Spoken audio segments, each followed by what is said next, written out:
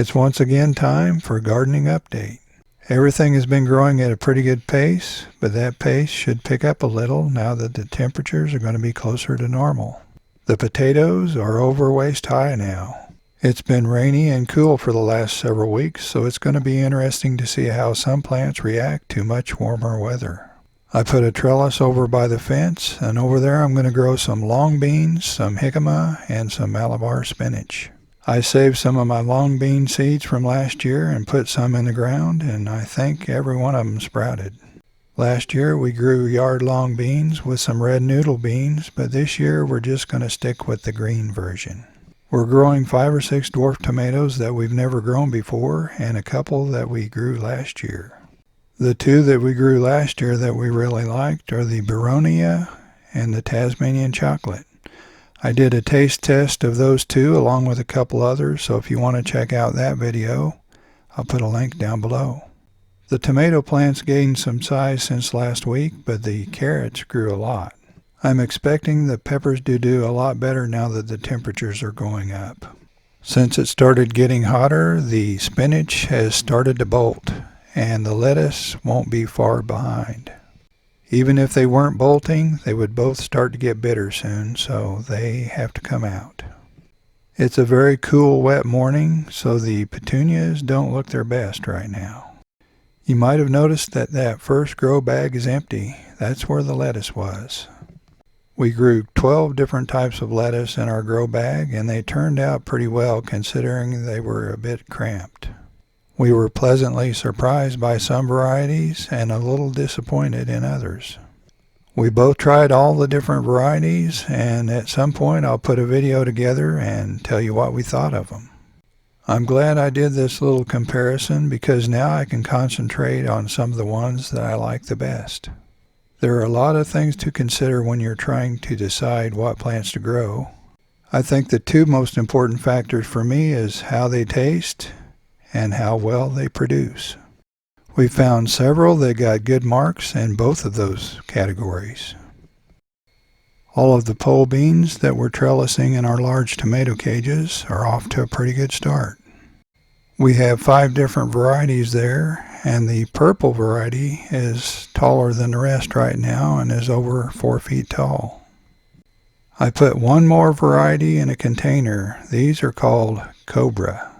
I'll give them something to climb on soon.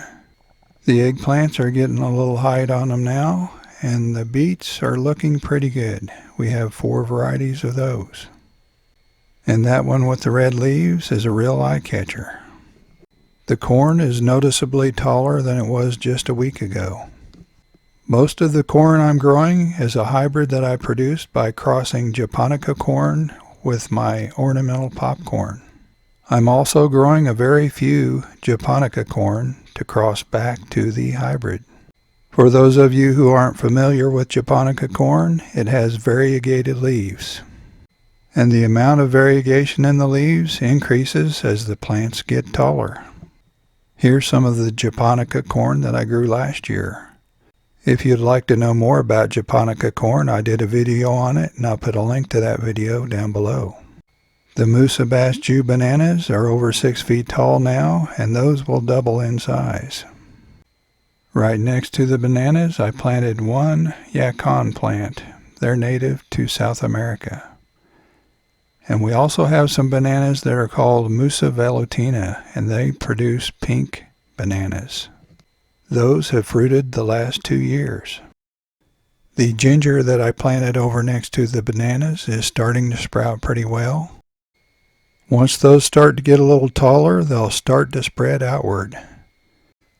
Right next to the ginger are 2 turmeric plants, and I think they'll benefit from the shade from the bananas. We're finally seeing a few toads around here. We really enjoy watching those, so it's always a treat when they show up. With all the rain we've had this spring, I'm expecting more. We had some crabgrass and other weeds try to come up in our watermelon patch last year, so this year I put down some landscape fabric. I'll be thinning the watermelons down to 2 of each type. This is that little purple flash hybrid pepper that I've shown you a few times. It's finally getting some peppers on it. and some of the peppers are pretty small.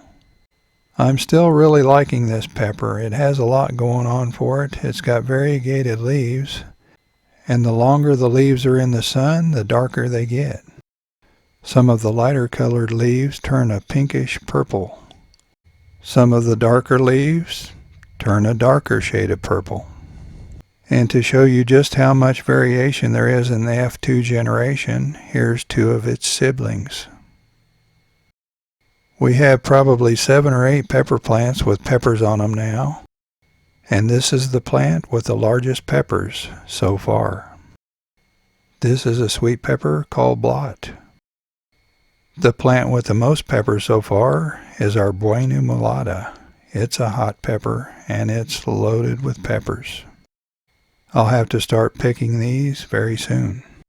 Many spring flowers are finished now, and some, like these columbine, are just finishing up. Ours are just now starting to form seed pods. Here's a look at one of the seed pods. Once these dry out, they'll be full of little black seeds, and they're pretty easy to collect. Other flowers, like these Asiatic lilies, are just now starting to bloom. It's getting harder to see the top of the straw bales with the sweet potato slips, and soon you won't be able to see the straw bales at all. Not long ago I showed you all of the blooms on our Ouachita blackberries, and now we have berries. Next they'll turn red and then black. Before you go, let us know how your garden's doing, and don't forget to like this video and share it with your friends. We'll see you next time.